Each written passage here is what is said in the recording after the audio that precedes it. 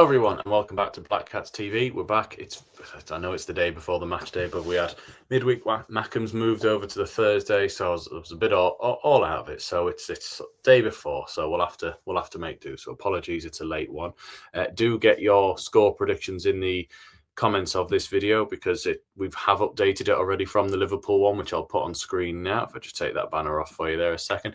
We had loads of people joining. I think the bottom from Wayne, Emma, Stephen, Ollie, Leslie, Alex and Gary all joined the leaderboard, as well as several people moved on to the second point. Mal of Sunderland, John Swinney, Paul Armstrong, and I believe Michael Bowers as well. So competition is heating up, which is still only 1 point in it though between 1st and 31st. So, if you're ever going to get a chance to win something at the end of the season, get your predictions in on each one of these videos.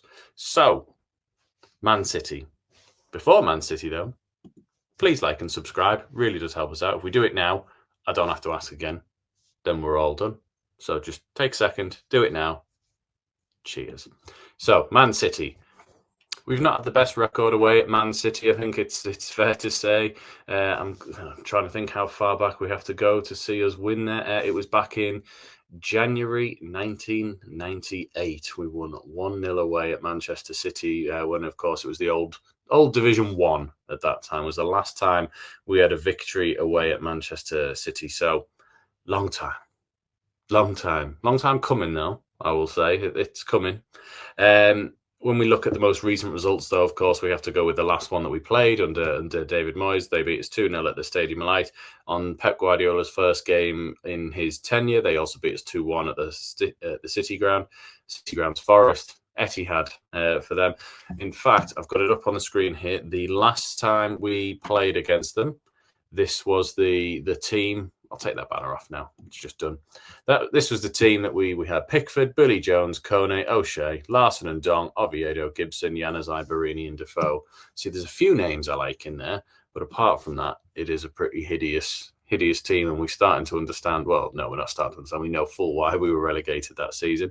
But the last victory, so the season's, I think it was 2013, Vito Manone, Bardsley, Wes Brown, Saluska, O'Shea, Colback, Larson, Giancarini, Adam Johnson, Ki Sung Young, and Stephen Fletcher. When, if you remember, Bardsley out-muscled, I think it was Di Michaelis, and scored past Pantilimon, of course, who will eventually come on to play for us. So that was the last win. But, of course, that's a long time ago. I think only one player in the last game against Sunderland and Man City is still present at Man City, and even Sunderland as well, and that would be John Stones for Man City, who played in the previous game between the two sides as well. So it's been a long time since that one. But I don't know if you've seen, Pep this week said that he watched our game against Fulham and thought, we were really good. He said, "Oh my God, now I understand why Sunderland are in the position they are. No doubt they're incredibly top." Now, I don't know about you, but I thought Fulham was one of our worst performances of the season. So hopefully he hasn't watched anything about the Liverpool game, because that'll be the one that I think we're going to try and emulate the most in sort of containing Manchester City and breaking out on them. But we'll have a look here at Manchester City's most recent results. So we'll do all of November and December there. So they beat Bournemouth 3-1 at home, beat Dortmund 4-1 at home, beat Liverpool 3-0 at home. It's made 3 home games in a row, you lucky devils. That's what you get when you're a top side, I suppose. Then they lost to the unwashed at the St. James's Park. They lost to Leverkusen as well, who Leverkusen are playing somebody this week before a very important game. And then they beat Leeds just. I will say it was a 91st, 92nd minute winner for Manchester City. And then there was that great game at Craven Cottage where I think they were 5-1 up at 1 point against Fulham, and it was 5-4, and they could have nicked a draw. Fulham could have nicked it, but it didn't happen. So they've still won. I think they're second, about 5-6 points behind Arsenal. So it's going to be a very, very difficult day for us, shall we say. I back us to do well, though. I mean, every big game we've had this season, whether it be Arsenal, whether it be Chelsea, whether it be Man United after the first half an hour, whether it be Liverpool, we've shown that we can compete against the bigger sides and play a game that frustrates those sides and helps us get points out of them. Because if you'd have said to me at the start of the season, out of those 4 games, you'll go 3 away, 1 at home, and you'll take 5 points, I'd have been like, like absolutely, like, before the season started. And then when you actually look at it, a bit like Robin Roos, this was me at the end of the Liverpool game going, we should have won, we should have had it, but wasn't to be. We've got a lot of other last minute goals, so we'll take a draw with that one there. City's danger men. So unless you live under a rock, it's Haaland. Haaland with 3 assists this season and 15 goals already in the Premier League. The guy is a machine. I am really intrigued to see him up against, Nordi, Ballard, and Alderete, and even Reynildo to a point as well. Foden has just started to hit form. I think 5 goals, but they're all within the last few games for him, I want to say as well. Tajiri Rangers scored the other night, but his other goal was the first weekend of the season. So apart from that, apart from Haaland scoring all of their goals and Foden just joining that party as well, they don't tend to carry much of a goal threat this season. And then, of course, Doku's been playing really well. So he's got 4 assists to his name, 1 goal, which I think was a stunner against Liverpool. And apart from that, they're sort of pretty shared out amongst the rest of the team. Cherky, Silva, Nunes, Foden, it's all around. But it comes from all angles at Man City is probably the best way of saying it. Man City tend to set up a bit like this. This is how they did at home against Leeds, a 4-3-2-1, which we can see there. That midfield is not nearly as strong as it used to be under, I say under Pep, still under Pep, when it was, Rodri, De Bruyne, people like that in there, or even Fernandinho, if you're going back as far as that there. So I think that's where we're going to have to try and find our joy, get the ball quickly from the centre-backs to Xhaka, Sadiki, who are going to playing on the yellow card tightrope for one more game. They can do it though. Foden and Doku will also go wide at that point, but they've got license to cut inside and have shots from distance. And Haaland will play, in either side that the ball is as well. Silva, of course, will join in the attacks from that midfield, and Reinders will as well. But you could easily see Shirky playing for them as well. He's been very good this season, and that back line. It's not nearly as strong as it used to be, but it's still a very good system, which we'll have to do well to get. I would personally do what we did against Liverpool and start Brobby and get a bit more physicality in the game for them. There, don't give them an easy game.